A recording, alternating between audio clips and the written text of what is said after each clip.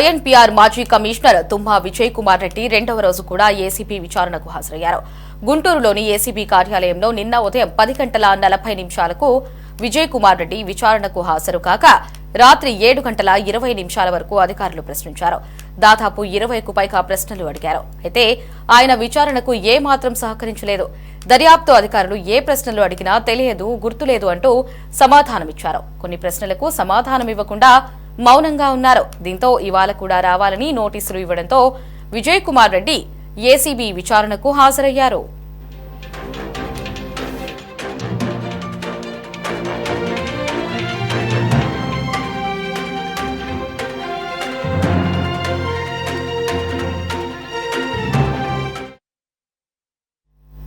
దీనిపై మరిన్ని అప్డేట్స్ ని మా రిపోర్టర్ ప్రమోద్ ఫోన్ లో అందిస్తారు. ప్రమోద్, చెప్పండి. ఐఎన్పీఆర్ మాజీ కమిషనర్ విజయ్ కుమార్ రెడ్డి నిన్న ఏసీబీ విచారణకు హాజరైనప్పటికీ కూడా ఆయన మౌనంగానే ఉన్నారు.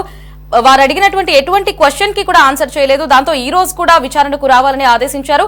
మరి ఈ రోజైనా సరే విజయ్ కుమార్ ఏసీబీ వాళ్ళు అడిగే క్వశ్చన్స్ కి ఆన్సర్ చేసే అవకాశం ఎంతవరకు ఉంది?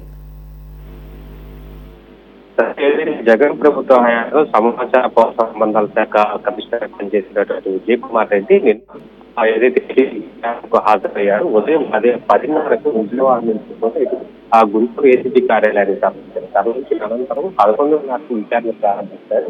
అయితే విచారణ ప్రారంభించినప్పటికీ కూడా ఎటువంటి వాళ్ళు ప్రశ్న అడిగినప్పటికీ ఎలాంటి సమాధానాలు అయితే విజయ్ కుమార్ నుంచి వాళ్ళకి కావాల్సినటువంటి ఆన్సర్స్ అయితే రాలేదు. అయితే ఉదయం ఏదైతే 11:30కు ప్రారంభించినటువంటి విచారణ రాత్రి 7 గంటలకు కూడా దీర్ఘకాలంగా జరిగింది. 7 గంటల వరకు కూడా ఎటువంటి అతను నోరు మెదపట్లేదు. అయితే దానికి సంబంధించినటువంటి ఇప్పటికే కొన్ని ప్రశ్నలు అయితే ఏసీబీ అధికారులు వేశారు. ఈ సాక్షి ఛానల్ సంబంధించినటువంటి దానికి ఎక్కువ ప్రకటనలు ఎందుకు ఇచ్చారు, ఎవరైనా ఇవ్వాలని చెప్పేసి మీరు ప్రోద్బలం చేశారా, దీని వెనక ఎవరున్నారంటూ కూడా ఏసీబీ ప్రశ్న వర్షం కురిపించిందని చెప్పుకోవాలి.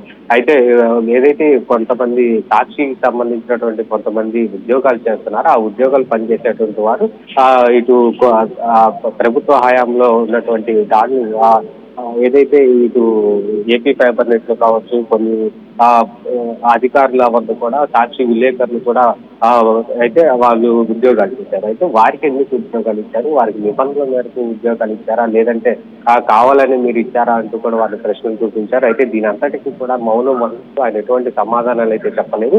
అయితే రెండో రోజు అయితే ఉదయం 8 గంటలకు విచారణకు హాజరు కావాలని చెప్పి నేపథ్యంలో 10:30కి అయితే విచారణకు వచ్చారు. అయితే ఈ రోజన్నా వారు ఏసీబీ అధికారులు అడిగిన ప్రశ్నలకు సమాధానాలు చెప్తారా లేదా అన్నది కూడా వేచి చూడాల్సింది. ఏదైనా కానీ ఈ రోజు కూడా సాయంత్రం 5 గంటలకు విచారణ అయిపోతుంది. ఈ విచారణకు మరలా ఏమైనా కొనసాగిస్తారా, లేదంటే వారు అడిగిన ప్రశ్నకి వీళ్ళు కరెక్ట్ సమాధానం చెప్పారా లేదా అన్నది కూడా మనకి సాయంత్రం తెలిసే అవకాశం అయితే ఉంది. Right Pramod, thanks for the updates.